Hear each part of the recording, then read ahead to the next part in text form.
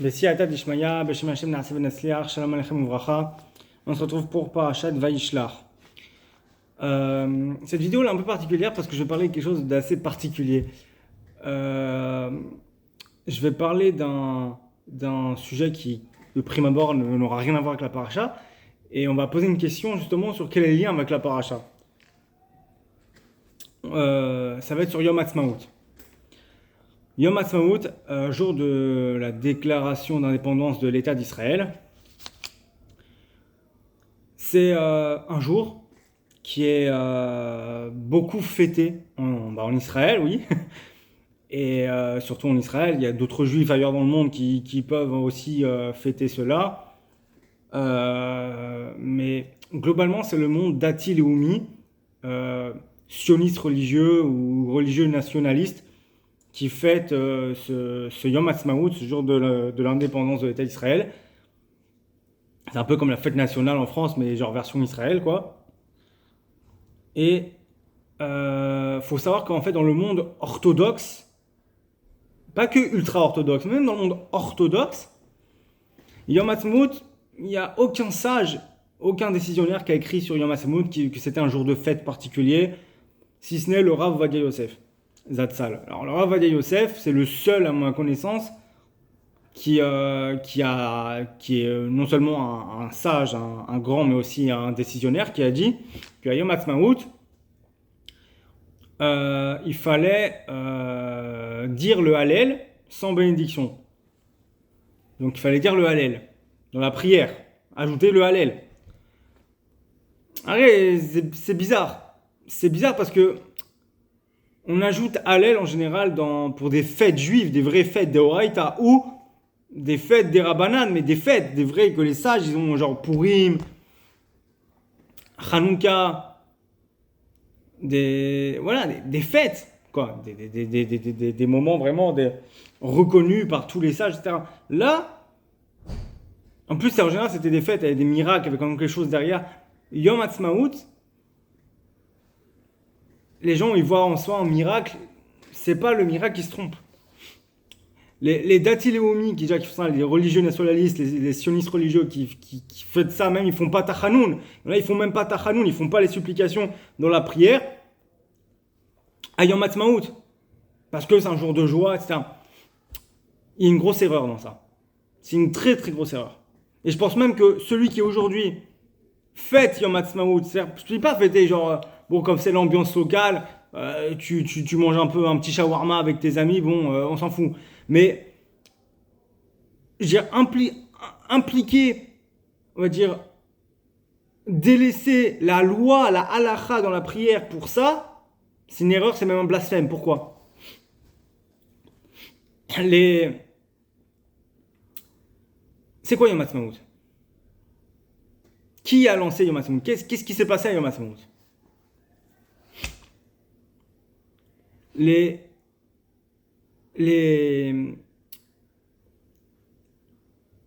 mécréants, tout simplement, les sionistes, le mouvement sioniste de base, Herzl, Ben Gurion, Golda Meir, tout cela, c'est tous des mécréants. Mazé des mécréants, c'est quoi des mécréants ? Des gens qui ne croient pas en Dieu, renient Dieu, se battent contre Dieu. Pourquoi ? Le jour de Yom Ha'atzmaut, ou un jour avant, après, le temps d'écrire ce qu'ils appellent Megillat Ha'atzmaut, la déclaration d'indépendance, Ben Gurion, tout ça. Les sages, les rabbins qui étaient présents, on dit, il faut mettre en haut à droite de la déclaration d'indépendance 3 lettres. Une abréviation, 3 lettres, Bet Samer Dalet, Bessiata Dishmaya, avec l'aide du ciel. C'est de l'araméen, ça veut dire avec l'aide du ciel. Tout le mouvement sioniste, Ben Gurion, tout ça, tous les mouvements sionistes ils sont athées, c'est des mécréants. Ils ont refusé. Ils ont dit non, c'est quoi ces délires-là ? Il n'y a rien à voir avec Dieu. Dieu, il n'a rien fait, c'est nous qui avons fait, c'est nous qui... Voilà, et Dieu, il n'a rien fait, il n'a rien à voir là-dedans. On ne veut pas une seule allusion, un seul souvenir, un seul remède, rien qui rappelle Dieu. Rien. Dieu n'existe pas. C'est un blasphème. Ça, c'est quoi? C'est pas un blasphème, c'est du blasphème. Ils ont interdit, donc, qui interdit Ben Gurion, qui interdit le mouvement sioniste de l'époque, qui a créé l'État d'Israël. Ce sont des athées, ce sont des combattants de la religion, contre la religion. Ils voulaient créer un État juif sans judaïsme. Ce qui est un non-sens, mais un État juif sans judaïsme. La religion n'existe pas, Dieu n'existe pas. Les sionistes religieux, Herzl n'a même pas circoncis son fils.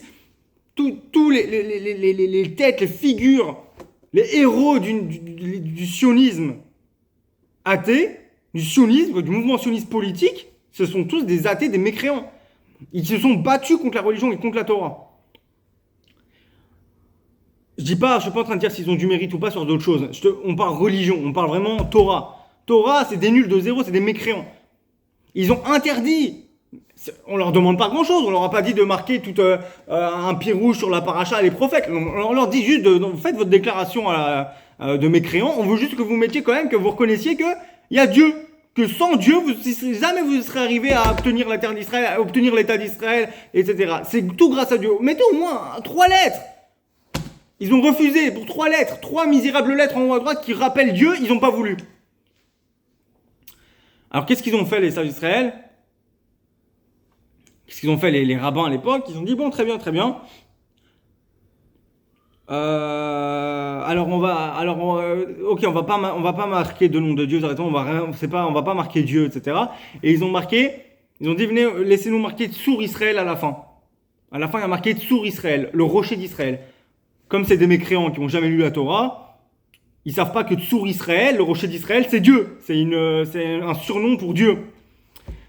Alors du coup, entre guillemets, les religieux, les rabbins, ils les ont un peu arnaqués comme ça, en mode bon, de toute façon, c'est des mécréants, des ignorants. Ni vu ni connu, on va quand même mettre un remède à Dieu, etc. Alors, donc finalement, il y a Tsour Israël. Et du coup, qu'est-ce que c'est cette déclaration d'indépendance?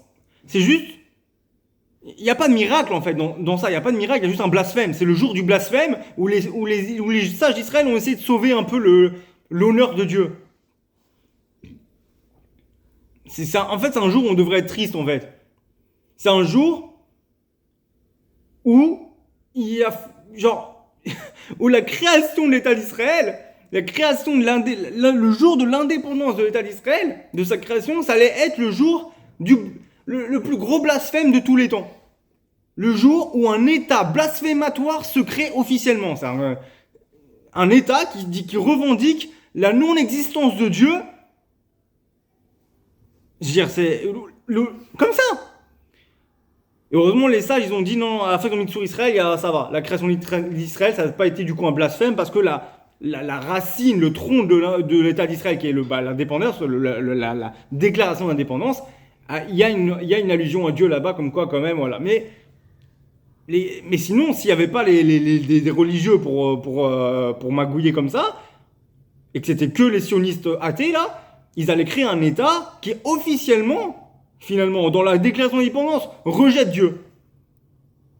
Quel religieux aujourd'hui, quel religieux qui craint son Seigneur, qui craint le Créateur du monde, le roi des rois, peut faire la fête et annuler des lois des sages sur la prière quotidienne, ne plus faire pendant ce jour, décider que ce jour-là, qui est le jour du blasphème, et annuler, et en plus on annule, il n'y a aucun sage qui a permis, si ce n'est Rav Yosef, mais c'est le seul, dans le monde orthodoxe, personne, aucun dans le monde orthodoxe, et je parle pas du monde ultra-orthodoxe, mais du monde orthodoxe normal, à part les Datim, les Omim, etc. Non. À part dans le monde, voilà, les sionistes religieux, etc. Le monde orthodoxe n'accepte pas, personne, aucun sage n'a tranché que à Yom Ha'atzmaut, il fallait ne plus faire les Tachanoun et puis faire Hallel, etc. Et du coup, c'est comme ça qu'on comprend. Hein.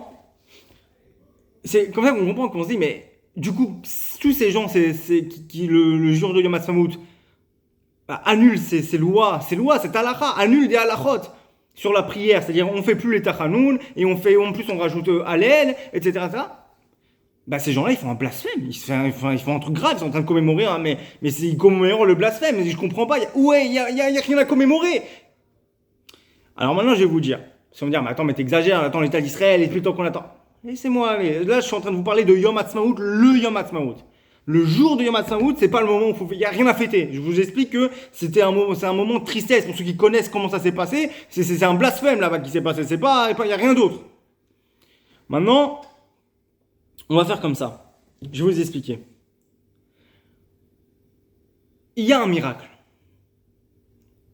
Pas à Yom Ha'atzmaut, pas le jour de la création de l'État d'Israël. Ça, c'est pas un miracle, c'est un blasphème. Où est le miracle? Quel est le jour du miracle?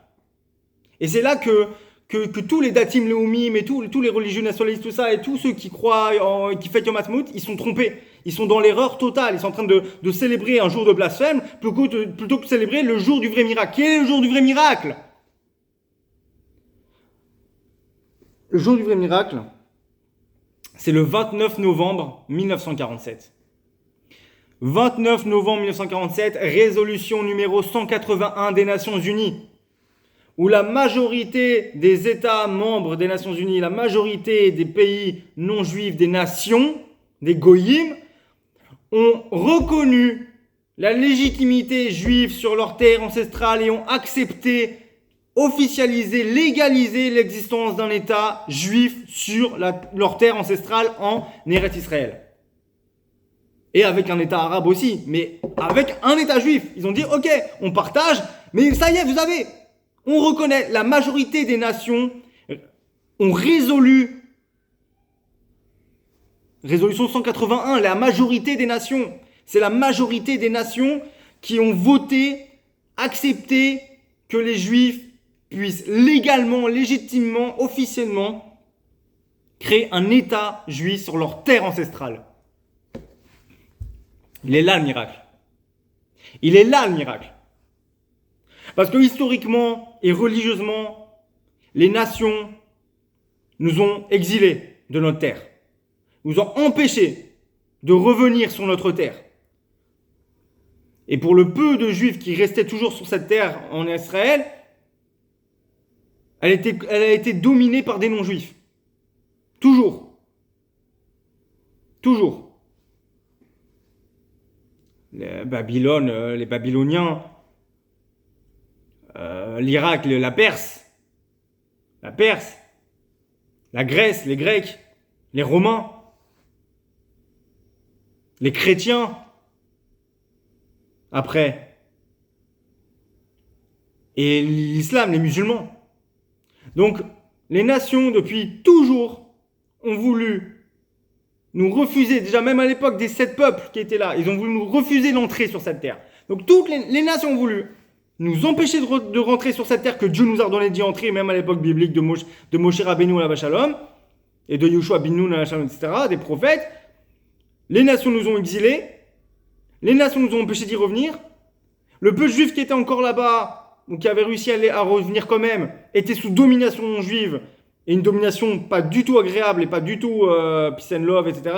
Une domination bien de soumission, de souffrance, de torture. Et ça, ça c'est historique. Religieux au début, mais même historiquement, après on le voit. Les Romains, l'histoire, on parle, les Grecs, les Romains, et les chrétiens par la suite, les croisades, tout ça, puis les musulmans. Donc, si ce n'est les musulmans, il y a un calife musulman, Omar ibn al-Khattab. Je vais réussir. C'est Omar ibn al-Khattab. C'est le deuxième calife de l'islam qui a succédé à Muhammad, qui quand il a conquis Jérusalem, il a fait un pacte, c'est historique ça aussi, un pacte avec les chrétiens, donc un pacte de paix avec les chrétiens, etc. Et il a, dans les sources islamiques, c'est reconnu qu'il a autorisé, il a appelé les juifs qui avaient été chassés par les chrétiens de Jérusalem à revenir à Jérusalem. Il a dit, tous les juifs qui ont été chassés de Jérusalem par les chrétiens, vous avez maintenant le droit de revenir. En paix, etc., vous pouvez revenir chez vous. C'est le seul. Après, voilà. Donc, Après, c'était quand même voilà, c'était les musulmans. Après, c'était pas la joie du tout pour les juifs. Donc, euh, il y a du coup un fait religieux historique que les nations se sont toujours opposées à la présence juive sur cette terre. Ça, c'est religieux et historique. Donc, le miracle, le vrai miracle, c'est pas que qu'après qu'ils aient obtenu l'autorisation, un groupe de mécréants sionistes décide de créer un État. Où est le miracle? Il n'y a pas de miracle là. Surtout qu'ils l'ont fait avec un blasphème en refusant catégoriquement que Dieu soit mêlé à cette histoire-là. Il n'y a pas de miracle pour eux. C'est le travail acharné des hommes, c'est des sionistes, du mouvement sioniste. Il n'y a pas de miracle, il n'y a pas de Dieu. C'est un jour de blasphème.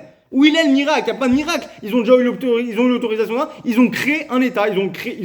Enfin, on va dire, créé leur État. Ils ont créé l'État. Officiellement. Mais après avoir eu l'autorisation là, ils ont juste créé l'État, mais en plus en blasphémant, en refusant catégoriquement que Dieu soit mêlé à ça. Donc, c'est un blasphème de fêter Yom Ha'atzmaut. C'est un blasphème. Et c'est une erreur totale. Ça n'a aucun rapport. Où il n'y a pas de miracle. Il n'y a rien à fêter. Rien. Rien du tout. Je dis pas qu'il faut être hyper triste et pour le blasphème et qu'il faut insulter tout le monde. Non, c'est un jour normal. C'est un jour normal. On continue de faire les tachanoun à la prière et on ne dit pas Hallel. C'est un blasphème. Par contre, le vrai miracle, où là, on pourrait, mais on peut pas parce que les sages n'ont pas été tranchés là-dessus. Et moi, je suis pas possède, je suis pas raf, je suis pas décisionnaire. Mais c'est vrai que le jour où on devrait peut-être ne pas faire Tachanoun, ou peut-être ça, on peut par contre, je peux le dire et je vais vous le conseiller, de dire Hallel, sans bracha bien sûr, sans bénédiction, mais dire le Hallel à la prière, c'est le jour du 27 novembre 1947 qui est Tet Zayin qui se lève. Tet Zayin Be qui se lève. Tet Zayin. Donc, voilà, Tet Zayin Be qui se lève. Donc du mois de Kislev, Tet Zayin. C'est ce jour-là qui, selon moi, et selon la logique que je viens de vous expliquer, c'est ce jour-là, et non pas le Yom Ha'atzmaut, non pas le jour de l'indépendance d'Israël par des blasphémateurs, mais le jour du miracle où les nations, la majorité des nations, il n'y a que les pays arabes et un peu musulmans, et pas tous les pays musulmans d'ailleurs je crois, mais les pays arabes et quelques pays musulmans se sont opposés, mais la majorité des nations ont reconnu, autorisé, légitimé, accepté, signé, tamponné, légalisé la présence juive souveraine sur leur terre. Possibilité d'un État juif sur leur terre ancestrale, donc de la souveraineté juive sur leur terre. Alors bien sûr, pas toute la terre, une partie aux Arabes, une partie aux Juifs, mais c'est déjà incroyable. Et donc, c'est ça. C'est ce jour-là que je vous invite à faire, entre guillemets, la fête, je dirais bien qu'il ne faudrait pas faire Tachanoun, mais c'est vrai que c'est compliqué parce que c'est aussi annuler un décret des sages, enfin un décret, une loi, une halakha de faire Tachanoun ce jour-là. Mais Hallel, sans bracha, en soi c'est quoi? C'est des psaumes. On a le droit de dire des psaumes tous les jours s'il n'y a aucun interdit. Donc, on pourrait faire Hallel sans bracha ce jour-là. Ça c'est normal. Ça, c'est le jour d'un miracle. C'est un vrai miracle. Il est là le miracle. Et maintenant, quel est le lien avec la paracha? Alors, Tet Zayin Be Kislev, ça tombe cette semaine, ce Shabbat. Shabbat Vayishlach. Parashat Vayishlach. Ce Shabbat, Shabbat Vayishlach, c'est Tet Zayin Be Kislev, le jour du miracle où les nations, résolution 181 des Nations Unies 1947, ont reconnu, accepté, légitimisé, légalisé le retour des Juifs sur leur terre ancestrale et avec une indépendance, c'est-à-dire d'un État juif sur leur terre ancestrale. Alors maintenant, on dit, ok, mais quel rapport avec Vayishlach? Qu'est-ce qui se passe dans la paracha de Vayishlach qui a un lien avec l'État d'Israël ou avec Israël ou avec la terre d'Israël? Quel est le lien? Oh, qu'est-ce qui... Alors voilà. J'ai réfléchi. C'est ma femme qui m'a conseillé, elle m'a dit, écoute, je te donne un truc qui sera intéressant, justement sur cette date des Nations Unies, la résolution 81, et la paracha, ça tombe bizarrement, elle me dit, ma femme, ça tombe bizarrement, peut-être Zayin Bekislev, bizarrement ça tombe ce Shabbat Vaishlar. Elle me dit, c'est pas pour rien. Vas-y, je te laisse réfléchir, je suis sûr que tu peux trouver, et je pense que tu peux faire quelque chose de bien avec. Et j'ai réfléchi là, et j'ai trouvé une explication, j'allais dire très sympathique, mais c'est pas sympathique. C'est une explication forte et extraordinaire, mais en fait très triste. Parce que vous allez comprendre. C'est pas très joyeux, mais ça montre qu'il y a un lien. Enfin, vous allez voir. C'est joli, mais malheureusement, c'est basé sur quelque chose de pas très joyeux. Alors, donc quel est le lien avec la paracha de cette semaine, ce Shabbat de Vaishlach et Tetzaïn Bekislev, la date de la résolution sur 80 des Nations Unies, le miracle, le vrai miracle. Alors, Chafetz Chaim, sur le verset de Bereshit, chapitre 32, verset 9, il nous dit comme ça, donc sur le verset 1, Im yavo Esav el hamachane achat veikau ve'aya machane anisha lifleta. Donc si maintenant il vient Esav, dans le premier camp, le premier camp, donc séparé, vous savez qu'il y a, comme on dit, il a séparé son assemblée, le peuple qui était avec lui, les gens, etc., le troupe tout, il a tout séparé. Donc si ça vient sur un des camps pour massacrer tout le monde là, et qui va le frapper, il va détruire, il y a toujours le côté qui va survivre, qui sera là, hein, qui va lui survivre, qui sera là. Alors, en fait, le Chafetz Chaim là-bas, Chafetz Chaim, il rapporte plusieurs choses. Il va rapporter Baba Kama. Il va rapporter Baba Kama, donc dans le Talmud de Jérusalem, Talmud de Babylone, Talmud Bavli. Baba Kama, Kuf Yutet, donc 119, donc Daf 119, Kuf Yutet, Amoud Aleph, donc page recto. Et comme ça, c'est marqué dans Baba Kama, donc dans le Talmud. Amar Rabbi Yochanan, a dit Rabbi Yochanan, Kol hagozel et chavero shave pruta, kilu notel nishmato mimeno.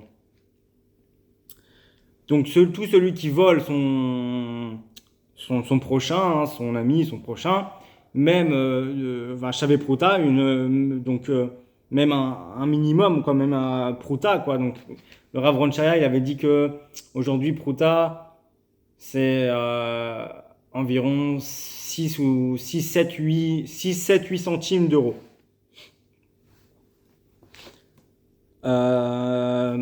Donc celui qui vole, donc son prochain, plus que ou moins une prouta, donc 6, 7, 8 centimes d'euros et plus, c'est comme s'il l'avait tué. C'est ce qu'il dit Chafetz Chaim, il dit tout celui qui vole, même minime, tout vol, même minime, est considéré comme un meurtre.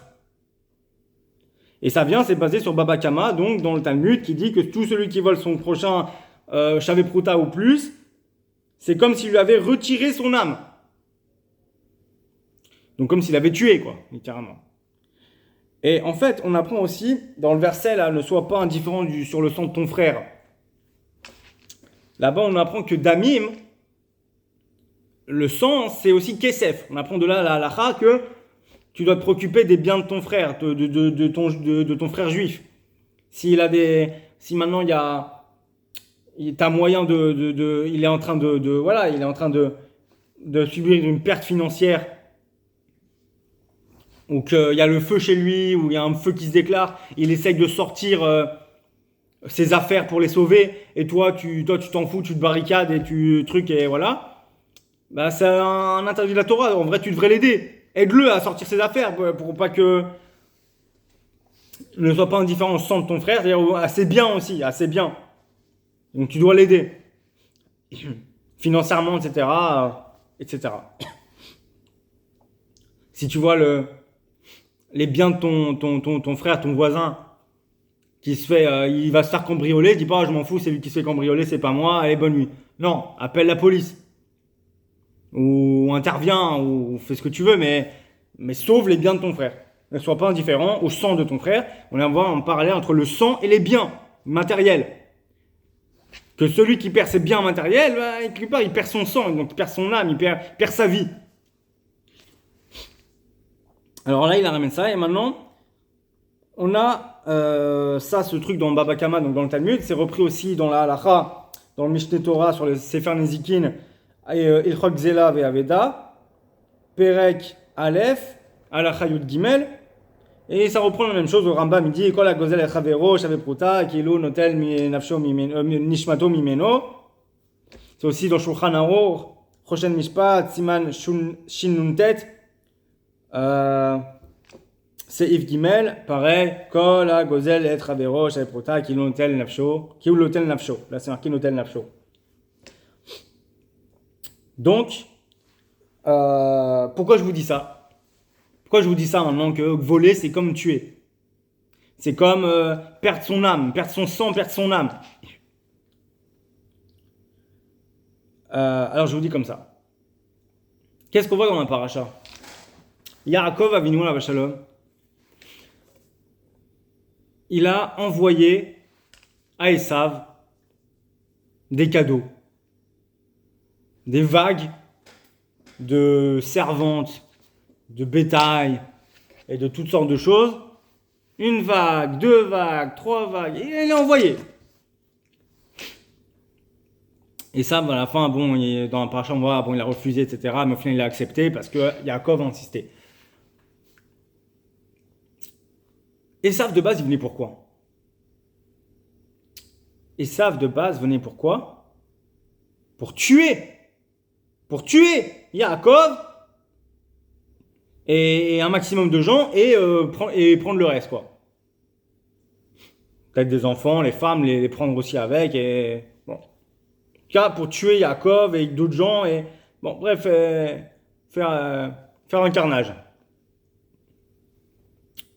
C'est pour ça que Yaakov, il a fait quoi? Il a voulu faire tous ses présents, pourquoi? Pour l'amadouer, pour le calmer, l'amadouer, voilà, qui le tue pas et qui le laisse partir. Qui le laisse partir où? On voit dans la paracha, et ça, il a accepté les cadeaux, etc., etc. Et Yaakov demande si, vas-y, avance, nana, il trouve des excuses pour qu'il avance, et genre, je te rejoindrai à Seir, etc., etc. Et Esav, il accepte. En gros, déjà qu'il aurait pu ne pas accepter, dire, attends, mais qu'est-ce que tu essaies de me faire un sale coup, là? C'est quoi ton... au pire, non, mais je reste avec toi, hein? Je reste avec toi. Non, il dit, ok, pas de problème. Je t'attends, j'y vais. Il a accepté. Du coup, et qu'est-ce qu'il a fait, Yaakov? Il est parti en Eretz Israël. C'est marqué, il allait vers Eretz Canaan. Il allait à Sukkot et après Eretz Canaan. De Eretz Canaan avec l'épisode de Dina, machin. Dieu lui dit d'aller à Bethel. Bon, tout ça, c'est en Eretz Israël. Il allait en Eretz Israël. Yaakov est reparti en Eretz Israël. Il y a Esav, il a bien vu que Yaakov, son moment, n'est pas revenu le voir. Alors en fait, il n'y a pas de mensonge, encore une fois, parce qu'on ne peut pas accepter que Yaakov ait un mensonge. Quand est-ce que Yaakov retournera voir Esav à Seir? On dit quand...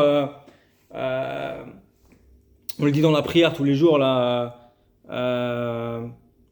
Nana Artsion, Ishpot et Taresav, je sais plus quoi, bon, on dit ça. En gros, qu'à la fin des temps, apparemment, viendront pour juger Esav sur le mont Esav, etc. Bon, un truc comme ça. On le lit tous les jours dans la prière. Je le connais là, ça m'est sorti de la tête, mais en gros, c'est ça. Donc, à la fin des temps, donc il n'a pas menti, il a parlé de la fin des temps, c'est un prophète, pourquoi pas. Allez. Donc il n'y a pas de mensonge. Mais dans les faits, concrets, sur le moment, il n'est pas revenu, il s'est été en Israël. Et ça, sur le moment, il a compris qu'il y a eu une arnaque, il aurait pu revenir. Non, il n'est pas revenu faire la guerre encore et revenir le chercher. Pourquoi? Alors déjà, il y a une shmira. Pourquoi? Parce que déjà, même s'il avait voulu, il y a une shmira en Eretz Israël. Dieu, il n'est le nouvel jamais Israël. Il ne dort pas le gardien d'Israël. En terre d'Israël, Dieu, il est plus présent qu'ailleurs. Il protège. Il y a une protection, plus ou moins.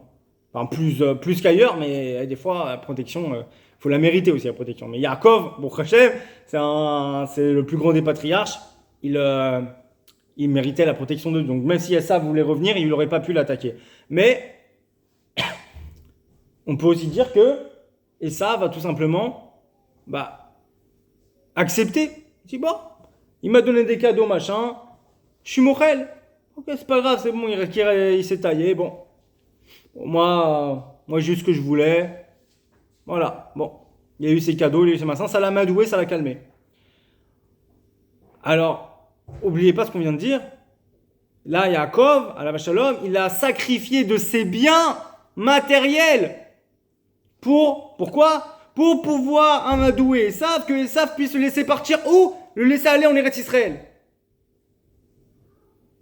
Donc, on a dit quoi? C'est les biens matériels, c'est le sang, c'est l'âme. Yaakov a dû sacrifier de son sang, de son âme, de sa vie, entre guillemets, sacrifier une partie de sa vie, de son sang, de son âme, pour que l'autre partie qui survit puisse aller en Eretz Israël. Où est le parallèle? Le parallèle est là.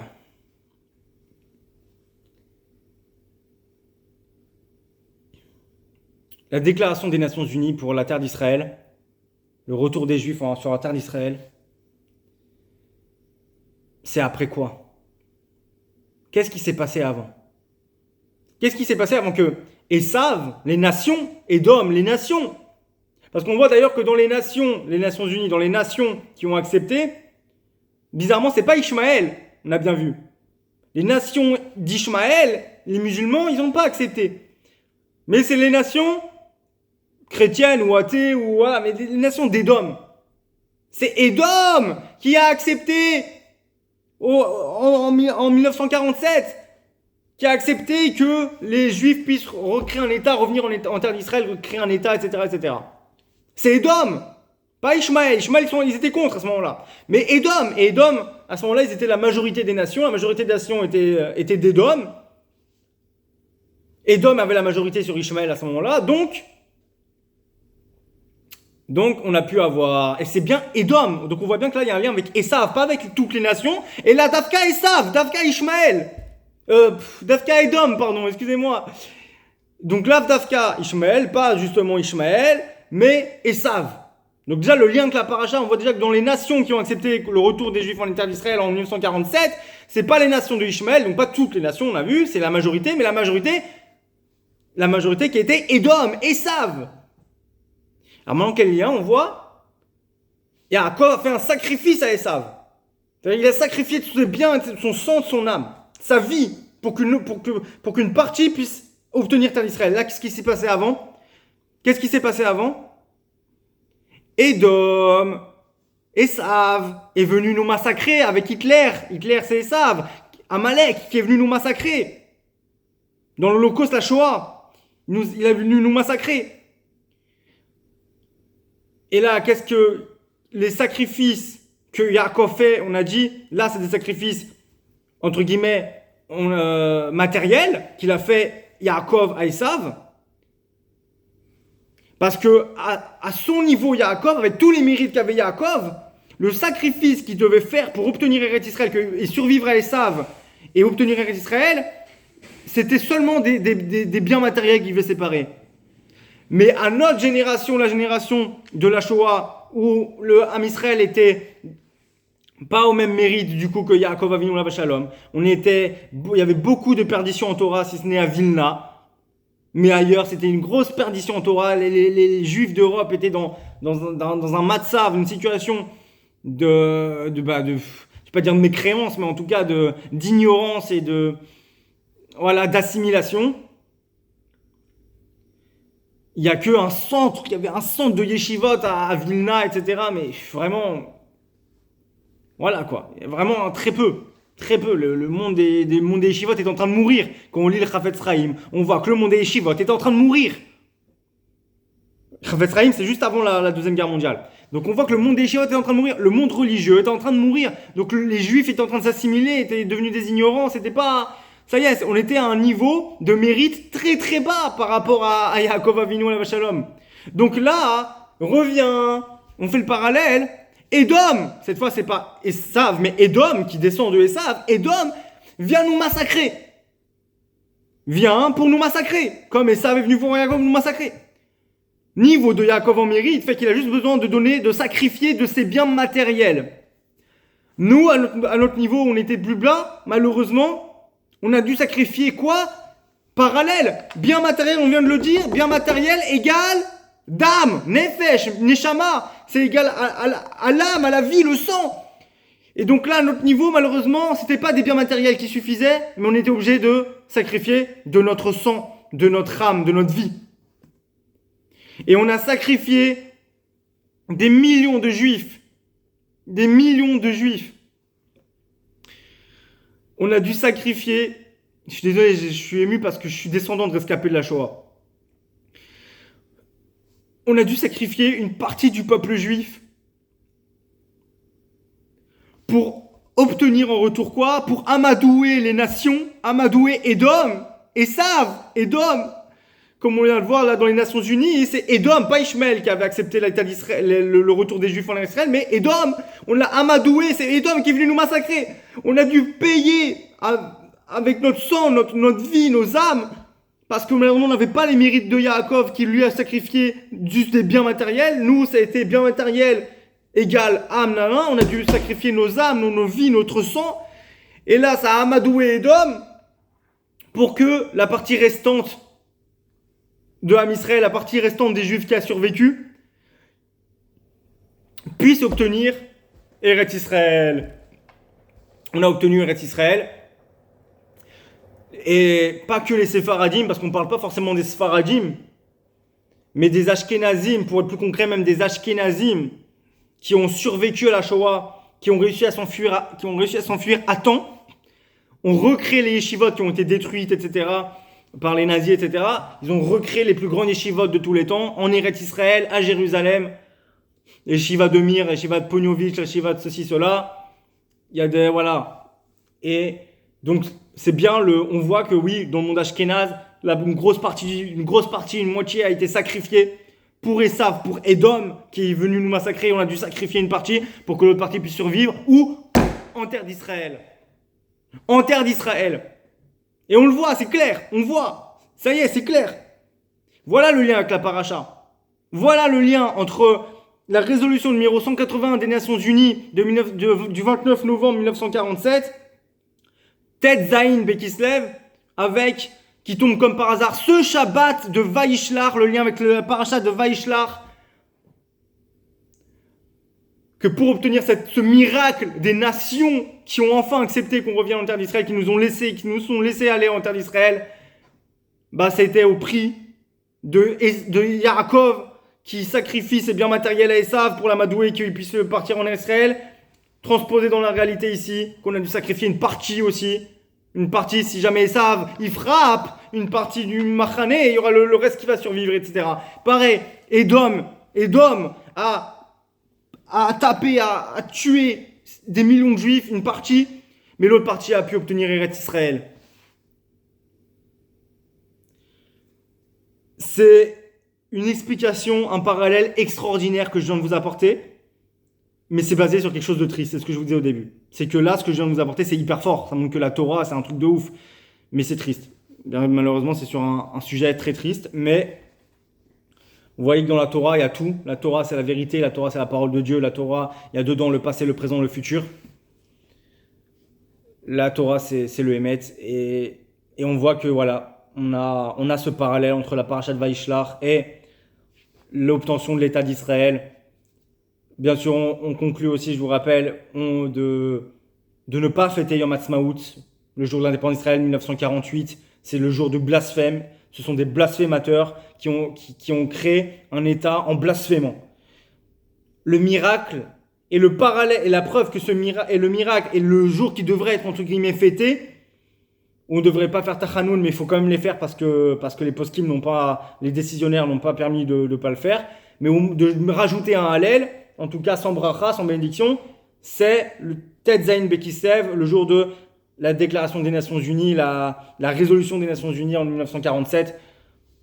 Et on voit que c'est un parallèle avec la paracha, donc on voit que c'est ça le Hémet, c'est ça le miracle. Il n'a rien à voir avec les mécréants sionistes qui ont fait un État d'Israël en 48, ça n'a aucun rapport.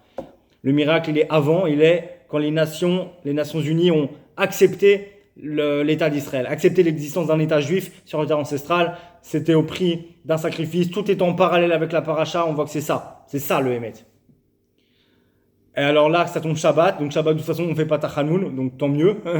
mais je vous encourage, Shabbat, si vous avez le temps. À la synagogue, en minyan, c'est compliqué, mais peut-être, je sais pas, chez vous, vous avez qu'à lire le Hallel aussi, en rentrant, vous lisez le Hallel. Sans bracha, c'est des psaumes, hein, vous avez le droit.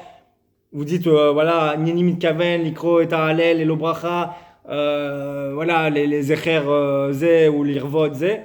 Donc je m'apprête maintenant à lire le Hallel sans bénédiction, pour en souvenir de ça ou pour cela, tata, vous faites une kavana, vous lisez le Hallel, donc voilà, pour voilà, ce Shabbat, qui est Tet Zayin Bekislev, et je vous encourage à faire ça tous les ans, au lieu du Yom Ha'atzmaut, vous faites ça à cette date-là. Voilà. Bon, Bezrat Hashem, qu'on ait la force de nous tenir face à nos ennemis, fiers, et de nous renforcer en Torah, et que justement, grâce à vous, vous comprenez bien que la Torah, c'est la vérité. Donc, renforcez-vous en Torah, qu'on se renforce tous en Torah, qu'enfin, il y ait le Melech HaMashiach, le roi Mashiach, qui viendra dévoiler l'existence de Dieu, que Dieu se dévoilera dans le monde, et qu'il y aura enfin une vraie paix dans le monde entier.